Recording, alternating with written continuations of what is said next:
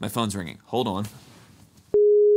So today, really quick lesson, and it might seem super basic to some of you, and others of you might say, oh man, I've been waiting for someone to talk about this because it's something people rarely talk about. Today I want to talk to you about the 5 pro tips I can offer you to make your band rehearsals, your practice time, your jam sessions, all of that stuff, make it way better. It's a jam session. We go where the music takes us. I think the music left without you. So I'm a professional musician that lives in Nashville, so it is very important for me to know how to sit through and attend a rehearsal and have it run efficiently and do my part. And it's also, as I have been a band leader and a music director, it's my job to know how to run a productive rehearsal as well. So not only have I had to sit on the drummer side and show up prepared and whatever, but I've also had to prepare all the stuff beforehand. And that's actually the first thing I want to get to. Pro tip number 1 on running a better rehearsal is prep beforehand, okay? So this means appoint a leader, someone who, and sometimes that's the artist.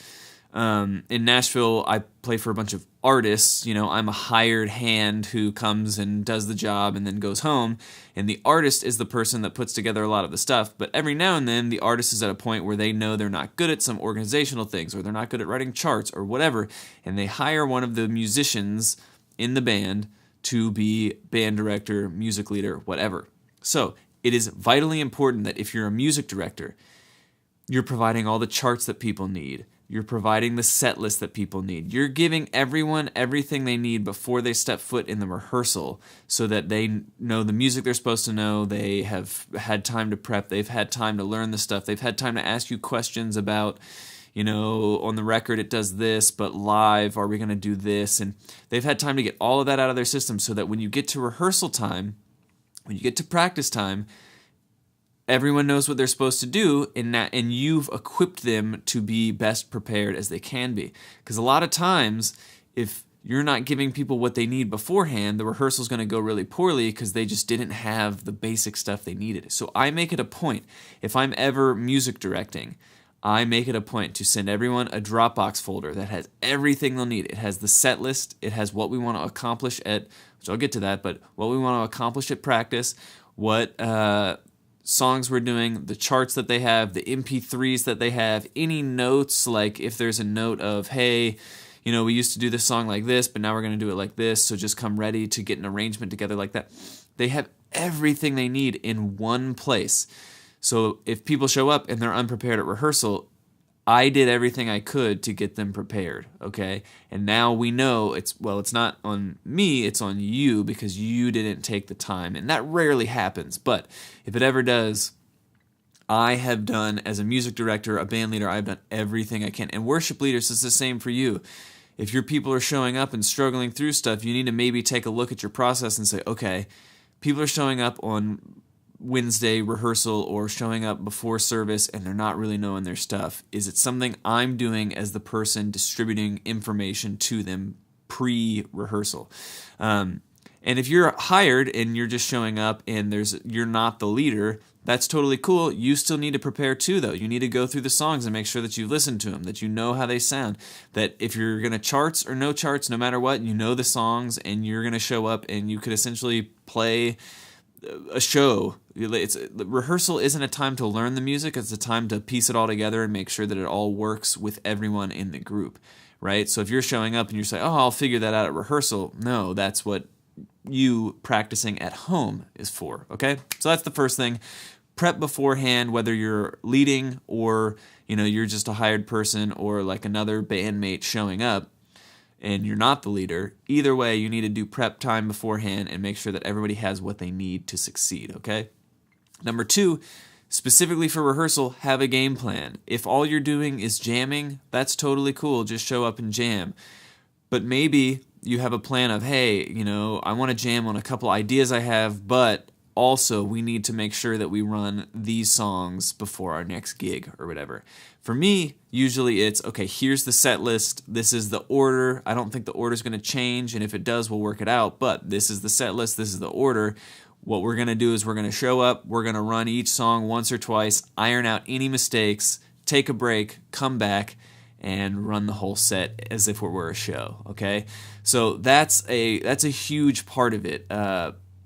Having a game plan so that people aren't just like trapped in a room for 4 hours and no one knows what's going on. Say, hey, okay, guys, thanks for being here. Thanks for everyone's set up. So if I can have your attention for a second, I think what we're going to do is we're going to do this, then we're going to do this, and then we're going to finish with this, and then great.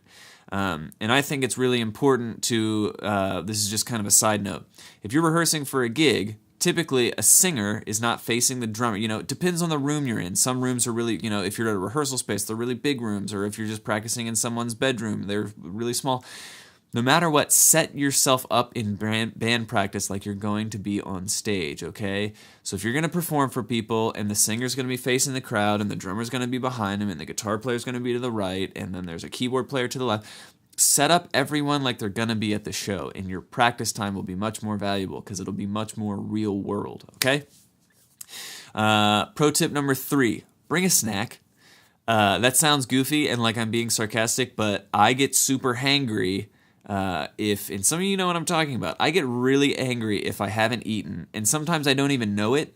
I don't know that I haven't eaten. I don't know that I need food until something weird goes and someone says, hey man, you're not playing that right, and it's kind of accusatory. Instead of saying, hey, are you sure that's the right kick drum pattern or something, someone says, hey man, and kind of points a finger at me, and then I snap into like, oh, I'm in a freak out mode. My phone's ringing. Hold on. I'm back. My phone is now not ringing. Pro tip for recording. And in a rehearsal, silence your phone and don't be on your phone the whole time. That's just a bonus because it just is real life that I got interrupted by my phone right then. But bring a snack. A lot of times someone will accuse me of something, and then it's right at that moment that I realize, oh, I'm really mad. And I'm mad because I'm having trouble not overreacting to this because I haven't eaten enough, and now I'm just mad at the whole world. Bring a snack so that that never happens and that you never get to that point, okay? And that doesn't happen a lot. I always try to bring a snack, though, because you never know when you're going to have a meltdown and you just need it, okay? So, what is this? 1, 2, 3. Number 4. These numbers might have gotten off at some point. I don't know if I said 2 twice, like, whatever. Tip number 4. Don't noodle. Drummers, bass players, guitar players, keyboards, I don't care who you are, don't noodle. And some of you are like, what do you mean by noodling? I mean, when you're sitting in between songs or while someone else is setting up or whatever, don't just freely play your instrument, okay?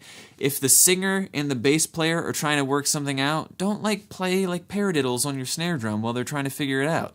That's the worst. If you're a guitar player, don't shred whole tone scale while, the keyboard player's trying to ask the vocalist how this intro is going to go. Don't do any of that.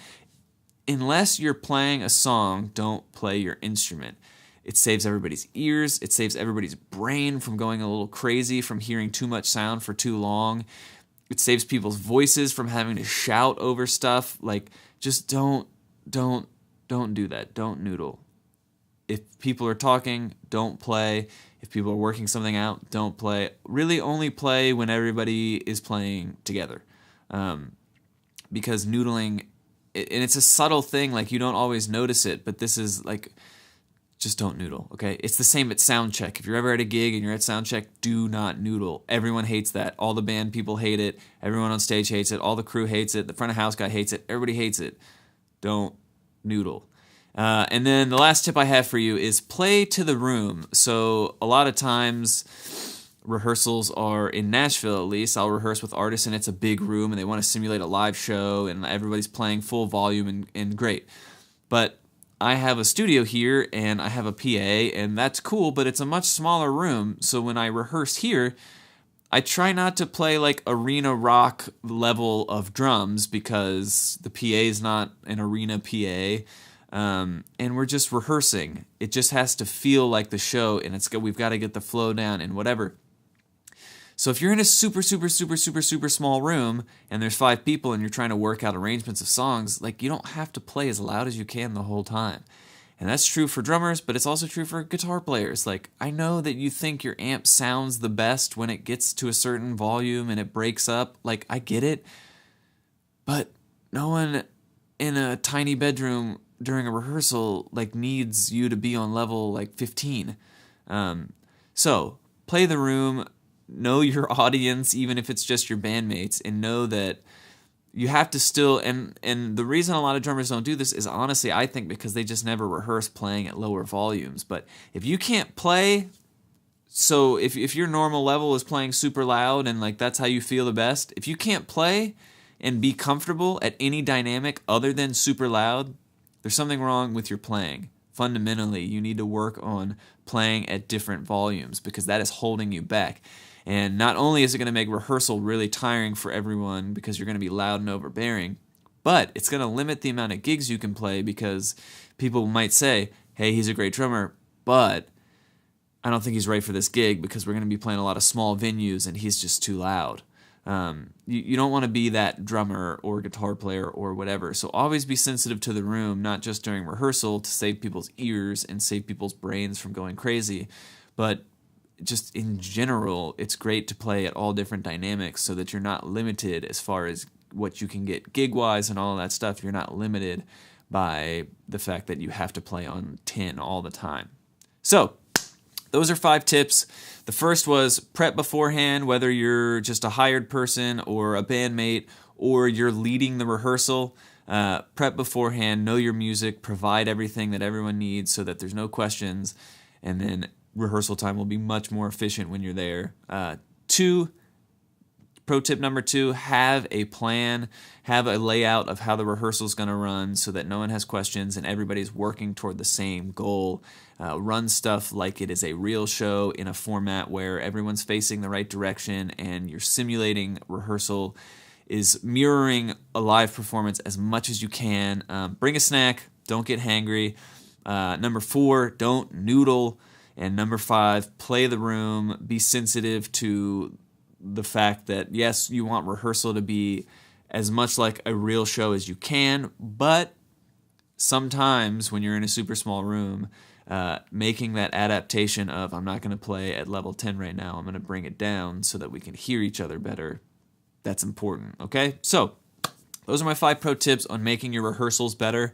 If you have more tips that I didn't mention, there are like a million more tips, but if you have stuff where you're like, oh, I think the most important thing is this, or man, great points, but I wish you had said this, or you're an idiot because you didn't mention this, like put it in the comments. I want to read your comments. I'll respond to all of them. And you can download this list if you want to like take this to your next band practice and say, hey, this wasn't my idea, but I think we could do better if we listen to this guy on the internet.